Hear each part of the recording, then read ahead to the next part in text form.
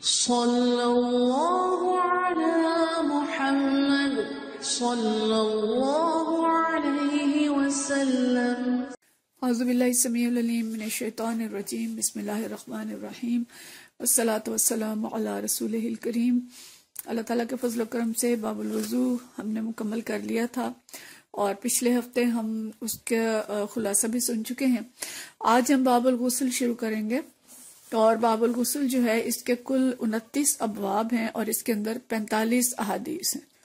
इसमें ये बात वाज़ेह रहे कि गुस्ल के बाब में शायद कई हदीस ऐसी आएंगी जिनको हमारे लिए व्हाट्सएप पे बयान करना बहुत आसान नहीं होगा, तो ऐसी सूरत में हम उनका कुछ खुलासा देखेंगे या उनका मुतालिया खुद करने की तरफ मुतवज्जो कर देंगे, लेकिन दीगर हदीस को इंशाल्लाह हम पढ़ेंगे। अच्छा, गुस्ल आम तौर पे लुगत में जो गुस्ल के मानी हैं वो तो यही होते हैं कि सारे बदन को धोया जाए। सारे बदन को जब मैल कुचैल के लिए किसी मकसद के लिए भी धोते हैं तो वो गुस्ल कहलाता है। लेकिन इस्तिलाह में, शरीयत की इस्तिलाह में गुस्ल जो है ये नापाकी दूर करने के लिए या अजर और सवाब पाने के लिए पूरे बदन को जब धोया जाता है तो इस्तिलाही गुस्ल वो मुराद है। तो यहाँ पे हम उसी गुस्ल की तफसीलात पढ़ेंगे और ये ज़हन में रखें कि गुस्ल पाकी हासिल करने के लिए किया जाता है। इमाम बुखारी गुस्ल के बाब के शुरू में जो दो आयत लाए हैं, एक सूरह मायदा की आयत नंबर 6 है और एक सूरह निसा की आयत नंबर 43 है। और इन आयत में जो अल्लाह ताला ने फरमाया है, सूरह मायदा की आयत में अल्लाह फरमाते हैं कि अगर तुम्हें जनाबत लाहक हो जाए तो खूब अच्छी तरह से तहारत करो, और अगर तुम बीमार हो या सफर में हो या तुम में से कोई शख्स कज़ाए हाजत से फारिग होकर आया है या तुमने औरतों को हाथ लगाया हो तो पानी न मिले तो पाक मिट्टी से काम लो, यानी तयम्मुम करो और मिट्टी पर हाथ मारकर अपने मुंह और हाथों पर फेर लिया करो। अल्लाह तुम पर जिंदगी को तंग नहीं करना चाहता, मगर वो चाहता है कि तुम्हें पाक करे और अपनी नेमत तुम पर तमाम कर दे, शायद कि तुम शुक्रगुजार हो। और इसी तरह से सूरह निसा की आयत में भी यही मफहूम है जो कहा गया है कि गुस्ल करो जरूरत के वक्त और अगर पानी न मिले तो तयम्मुम करो। तो मतलब यह है कि इमाम बुखारी इसको इसलिए लाए हैं कि पाकी हासिल करने के लिए गुस्ल सिर्फ हदीस में नहीं है, क्या सिर्फ बुखारी शरीफ में या इन अहादीस की कुतुब में नहीं है, बल्कि अल्लाह ताला ने भी इसका कुरान पाक के अंदर जिक्र किया है और गुस्ल फर्ज है। ये जो अबवाब होंगे गुस्ल के, ये उन मसाइल से मुतल्लिक होंगे जिनका ताल्लुक इसी जो शरई गुस्ल है उनसे होगा। तो इसमें शरई गुस्ल देखें 3 बड़ी वजूहात हैं जिनमें गुस्ल फर्ज है। इसमें गुस्ल जनाबत है और हैज, और तीसरा गुस्ल नफास है। और जो दीगर गुस्ल हैं जैसे जुमे के दिन का, ईद के दिन और जो मुख्तलिफ दूसरे मौके हैं तो साफ होने के लिए, वो मसनून गुस्ल हैं। और मसनून गुस्ल जो हैं ये 4 हैं। एक तो जुमे के दिन का ईद उल फितर और ईदैन यानी ईद की नमाज के लिए गुस्ल करना, और हज या उम्रे के एहराम के लिए गुस्ल करना ये सुन्नत है, और हज करने के बाद अरफात के दिन ज़वाल के बाद गुस्ल करना भी सुन्नत है। तो ये 4 वो सूरतें हैं जिनमें गुस्ल सुन्नत है। और बाकी जो मुस्तहबात हैं, जो पसंदीदा है, वो दूसरी बहुत सी चीजें हैं कि जब इस्लाम कबूल करें, मुर्दा नहलाने के बाद, मक्का मदीना में दाखिल होने के बाद, सूरज चांद ग्रहण की नमाज या मुख्तलिफ इस तरह की चीजें, या किसी कोई नेक महफिल है उसमें शिरकत करनी है तो ऐसे जगहों पे गुस्ल जो है उसको पसंद किया गया है कि गुस्ल किया जाए। लेकिन जो फर्ज गुस्ल है वो ये 3 चीजें हैं जो कि नापाकी की हैं, जिनके बाद जरूर ही गुस्ल करना चाहिए। तो यही इन्हीं का तस्करा हमें ज्यादातर इन अबवाब में मिलेगा। और कुरान पाक में भी जो आयत हमने पढ़ी उनमें भी यही तस्करा है कि वइन तुम जुनुब फत्तहरू, कि जब तुम जनाबत की हालत में हो तो तहारत करो, यानी अपने आप को धो लो, गुस्ल कर लो। तो गुस्ल का तरीका क्या होगा, नबी करीम सल्लल्लाहु अलैहि वसल्लम कैसे गुस्ल फरमाते थे और आप सल्लल्लाहु अलैहि वसल्लम कितना पानी इस्तेमाल करते थे, ये सारी चीजें हमें इसमें मिलेंगी। जाहिर है हम हदीस पढ़ रहे हैं और नबी करीम सल्लल्लाहु अलैहि वसल्लम की सुन्नत पढ़ रहे हैं। और ये देखें कि इतनी बड़ी बात है कि नबी करीम सल्लल्लाहु अलैहि वसल्लम की जो जाती चीजें थी, बिल्कुल जाती जिंदगी थी कि आप सल्लल्लाहु अलैहि वसल्लम किस तरह से गुस्ल फरमाते थे, बीवियों के पास कैसे जाते थे और सारी चीजें, वो तक उनकी जो बीवियां थी उम्महातुल मोमिनीन, अल्लाह ताला उनसे राजी हो, उन्होंने वो भी सब महफूज रखी और हम तक पहुंचाई। तो इस्लाम पाकी का दीन है, अल्लाह पाक है, अल्लाह पाकी को पसंद करता है, मुतत्तहिरीन से मोहब्बत करता है। इसलिए हर छोटी निजासत यानी हद से असगर जो हम पीछे पढ़ चुके हैं, उसके बाद वजू का हुक्म है, और जहां हद से अकबर आया है, बड़ी निजासत हो गई है, वहां पे गुस्ल का हुक्म है। तो ये चीजें जहन में रखें। और उसके बाद हम आगे जो बाबुल वुजू खत्म होने के बाद बाबुल गुस्ल है वो हम शुरू करते हैं। और ये भी आगाज जो है ये क्या है, पहला बाब कि गुस्ल से पहले वजू करने का बयान। अब ये सुन्नत आ गई है ना कि मसनून तरीका गुस्ल करने का क्या है, तो उसमें मसनून तरीके में क्या है कि गुस्ल से पहले वजू किया जाए। तो गुस्ल से पहले वजू करना सुन्नत है और पसंदीदा है, क्योंकि नबी करीम सल्लल्लाहु अलैहि वसल्लम का तरीका यही था। और कहते हैं कि अगर किसी ने गुस्ल से पहले वजू नहीं किया तो गुस्ल तो उसका हो जाएगा, फर्ज तो अदा हो जाएगा, लेकिन सुन्नत अदा नहीं होगी। इसलिए जरूरी है कि पहले गुस्ल किया जाए। तो इसमें जो हदीस है, ये हदीस जो है हजरत आयशा रज़ियल्लाहु ताला अन्हा से है। फरमाती हैं, अन आयशा ज़ौजुन नबी सल्लल्लाहु अलैहि वसल्लम अन्न नबी सल्लल्लाहु अलैहि वसल्लम काना इज़्ग़तसला मिनल जनाबा, कि नबी करीम सल्लल्लाहु अलैहि वसल्लम जब जनाबत से गुस्ल का इरादा करते, बदा फगसला यदैहि, तो इब्तिदा कैसे करते थे, अपने हाथों को धोते थे।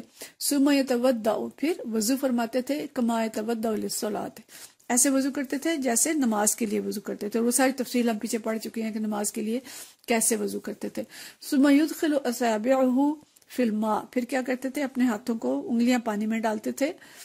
फयुखल्लिलु बिहा उसूल शअरिही, फिर क्या करते थे कि उन जो उंगलियां डालनी थी गिली हुई थी, उनसे अपने बालों की जड़ों में खलाल करते थे, यानी सर के बाल, दाढ़ी के बाल, उनके अंदर गहराई तक पानी पहुंचाते थे।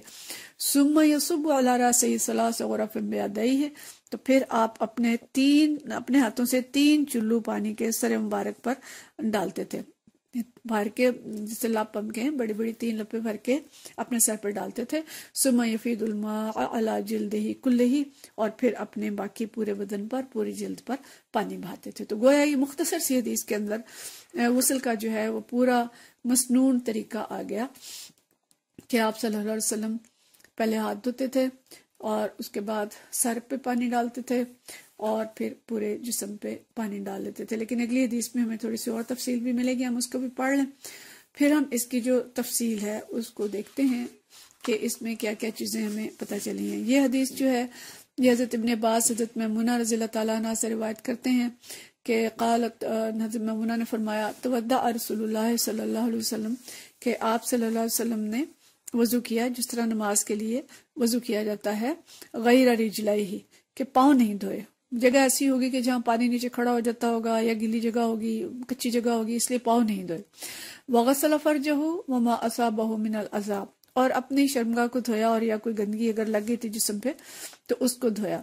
सुम्मा अफाद अलैहिल मा, फिर आप सल्लल्लाहु अलैहि वसल्लम ने अपने पर पानी बहाया। सुम्मा नहा रिजलैहि, फिर उसके बाद आप वहां से हटे और अपने पाँव को धोया। फ़ग़सलहुमा, उन्हें धोया। और हाज़िही गुस्लुहु मिनल जनाब, और ये आप सल्लल्लाहु अलैहि वसल्लम का जुनाबत से गुस्ल था। अब यहाँ पे 2 चीजें हमें इजाफी मिल रही हैं।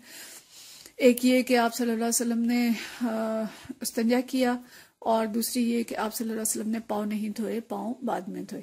अब इन दोनों चीजों को मिलाएं तो हमें वजू का मसनून तरीका जो है समझ में आता है कि मसनून तरीका ये है कि पहले हाथ धोए जाएं, उसके बाद इस्तिंजा के मुकाम को धोया जाए, और अगर जिस्म पे कहीं और निजासत लगी हो तो उसको धोया जाए, और फिर वजू ज़ाहिर कुली होगी, नाक में पानी, बाजू, मुंह, हर चीज जो है जिसे मसनून तरीके से धोते हैं उसी तरह से धोया जाएगा। और उसके बाद अगर जगह कच्ची नहीं है और नीचे पानी नहीं खड़ा होता तो फिर पाँव भी धो लिए जाएं, और अगर पानी खड़ा होता है और कच्ची जगह है तो फिर पाँव बाद में भी धोए जा सकते हैं। फिर उसके बाद सर पे पानी डाला जाए और फिर पूरे जिस्म पे पानी डाला जाए। ये एक मसनून तरीका है। और इसमें एक चीज और भी हमें मिलती है कि दाएं हिस्से से पहले शुरू किया जाए, यानी दाएं कंधे पे पहले पानी डाला जाए और फिर बाएं कंधे पे पानी डाला जाए। तो ये वजू का मसनून तरीका है जो नबी करीम सल्लल्लाहु अलैहि वसल्लम ने इख्तियार किया। इसमें जो गुस्ल के फराइज हैं वो सिर्फ 3 हैं, कुली करना, नाक में पानी डालना और सारे बदन पे पानी पहुंचाना। ये 3 काम हो जाएंगे तो गुस्ल फर्ज जो है वो अदा हो जाएगा। और अगर इनमें से कोई एक चीज भी रहेगी, कुली नहीं की, नाक में पानी नहीं डाला, तो फिर वजू नहीं होगा। तो ये इत्माम करना चाहिए। और इसी के साथ जो और चीज हमें हजरत आयशा रज़ी अल्लाह तआला अन्हा की हदीस से पता चली है वो ये कि बालों के अंदर हाथ डाल के खलाल करना, बालों की जड़ों में इत्माम के साथ पानी पहुंचाना जरूरी है। तो अगर जड़ों में पानी नहीं पहुंच रहा तो फिर गुस्ल नहीं होगा। औरतों की चोटियां अगर इतनी सख्त हैं कि उनकी जड़ों में पानी नहीं पहुंच सकता तो फिर तो उनको खोलना पड़ेगा, लेकिन अगर इतनी सख्त नहीं है कि उसमें पानी पहुंच सकता है तो फिर उसको खोले बगैर भी गुस्ल हो सकता है। उस वक्त औरतें मेंढियां करती थी, लेकिन मेंढियां उनकी इतनी टाइट नहीं थी कि जड़ों में पानी ना पहुंच सके। तो अगर इतनी टाइट हैं तो फिर बाल खोल के बाल धोने चाहिए। और वैसे भी अगर चोटी करते हैं तो चोटी के अंदर भी पानी ज़्यादा नहीं पहुंचेगा, उसको खोल लेना जो है वो बेहतर है। इसी तरह अगर तंग जेवर अंगूठी छल्ला कोई चीज पहनी हुई है और उसमें भी पानी नहीं जा रहा तो उसको हिलाना कि पानी जो है वो चला जाए, वो जरूरी है। ठीक है, तो ये गुस्ल का मसनून तरीका है।